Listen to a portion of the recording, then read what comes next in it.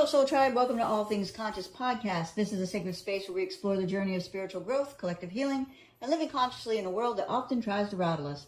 I'm your host, Shauna Romke, and today we're diving into a topic that touches so many of us, often quietly and painfully, people-pleasing. On the surface, people-pleasing can look like kindness, helpfulness, even selflessness. But under the surface, it's not about kindness at all. It's about fear. Fear of being rejected, fear of conflict, fear of not being good enough unless you're constantly giving. But here's what makes people-pleasing complex and tricky to heal. Sometimes it's not just about avoiding rejection. It's about maintaining control. For people-pleasing, we're often trying to control how others see us. We want to manage their reaction, avoid disapproval, gain praise, and ensure we're perceived as good, valuable, or likable. This need for control is usually unconscious, but powerful. It says, if I keep everybody happy, I won't be abandoned. If I'm helpful enough, no one will criticize me. If I'm agreeable, I'll be safe. This kind of control is an illusion. And at what cost? It's usually you, your time, your energy, your boundaries, and your truth. In therapy and spiritual healing circles, people-pleasing is often seen as an emotional wound. It's an inner child wound. It's not just a habit. It usually originates in early life, when love, safety, or acceptance felt conditional. You might have grown up in a home where being good was rewarded with love or approval. Showing emotion or disagreeing felt unsafe. You had emotional, unavailable caregivers, and you learned to earn attention through being useful, agreeable, or low maintenance. Over time, you internalize a message. I must perform to be loved. I must please to stay safe. So people-pleasing becomes more than a behavior. It becomes a survival strategy. And while it may have protected you then, it hurts you now. It leads to chronic resentment, burnout, feeling unseen or taken for granted, difficulty setting boundaries, a disconnect from your own voice and desires. To bring this to life, I want to introduce you to our guest today, Tony. In the construction industry for a long time. He started working with a guy who became his friend.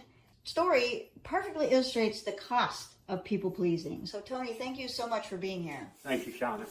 So tell us a little bit about what happened.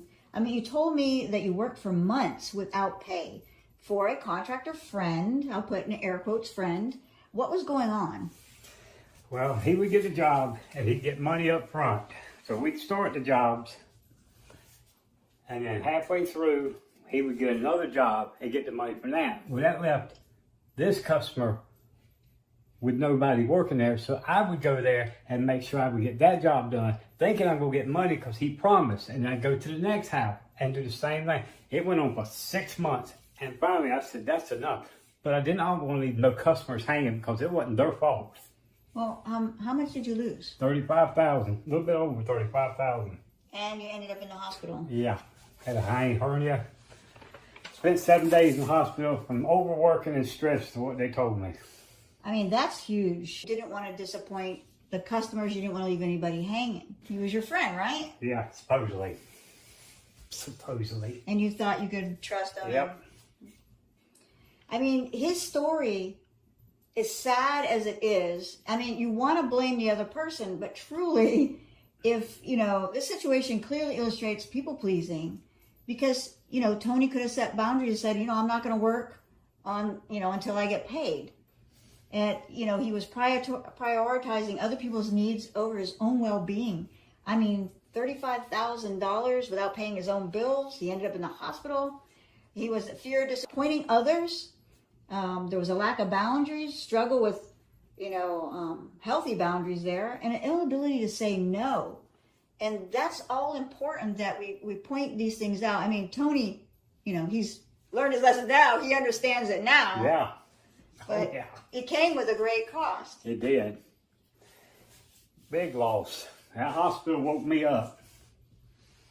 Woke me up real good. Because you were working even though you had a hernia, and it Yeah. was just getting worse and worse and worse. I was just waiting on the doctor to give me the surgery, but I just kept working. And then he was even trying to take your money, right? You told me previously to invest it in other things. You would go on trips, but if he had those things, he could have paid you. Yep. So no matter what excuse somebody gives you, there is no real excuse. The last check I got was October of last year, 2024. And I just quit him the week before I went to the hospital on June 27th. Oh. That's a lot. So here's the question to the viewers. So how do we break this cycle? How do we move from fear-based approval seeking to, conscious self-respect? And let's walk through it, because we don't want to end up without money, and we don't want to end up in the hospital, and we don't want to, because let's go over these things again, right? You felt resentment, right? Yep. You felt burned out. Oh, yeah. You felt taken for granted. Yep. And you did have difficulty setting boundaries. And there was a disconnect from your own voice and your desire, because your desire was to get paid, be respected for the work that you were doing. So let's walk through this. We got to start by asking, where did I first learn that love or safety was conditional? So this is where inner child work, therapy, or conscious journaling can be powerful. You may uncover patterns from childhood where being helpful or perfect was your only path to feeling seen. You have to remember that people pleasing isn't just about kindness. It's also a way to control the outcome. If I'm always agreeable, I can avoid rejection. If I met your needs before you ask, I'll be safe. Right? Healing means releasing that illusion. It means learning to let people have their own reactions, even if they're disappointed or upset. Ask yourself regularly, what do I actually want? This can feel terrifying at first, especially if you've lived your life focused on everyone else. But your desires matter. Reclaiming your voice is a radical act of self-love. All right, Tony, let me ask you. Oh, Lord. How many jobs are you going to work for free? None. Zero. And when your buddies come around and want a favor, Nope. right? Can't help you. This is where we really learn to empower ourselves. And it's sad that we actually need this wake-up call, but this is what shakes us awake when we have situations like this. We have to start small. You have to say no to things that don't feel right. Pause before you automatically say yes. Boundaries aren't walls. They're doors to authentic connection. And here's the truth. Not everyone will like you. Not everyone will approve. And that has to be okay. Healing people-pleasing means expanding your nervous system's ability to handle the discomfort of not being liked. And knowing you're still worthy, still safe, and still whole. And I will tell you this, that when you speak up, people respect you.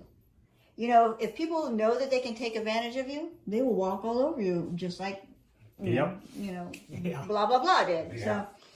So, but if you would have said, no, man, I'm not working. Who do you think I am? My time is valuable. He would have respected you for that. He couldn't have taken advantage of you. I was listening, if you've ever shrunk yourself to avoid conflict, if you've given more than you've had, just to feel enough, if you stayed silent to keep the peace, you are not alone. And you don't have to keep living this way. You can unlearn the pattern. You can rewire your nervous system, and you can live from a place of truth, not performance. Tony, thank you again for your honesty and your vulnerability. Your story is going to resonate with so many people. Thank you for having me, Shauna. It is so true, everything you've said. So thank you for tuning in to All Things Conscious Podcast, today's episode. I hope it resonates with you. I encourage you to share it with someone who might need to hear it. I'm sending you love, light, and healing. Shauna.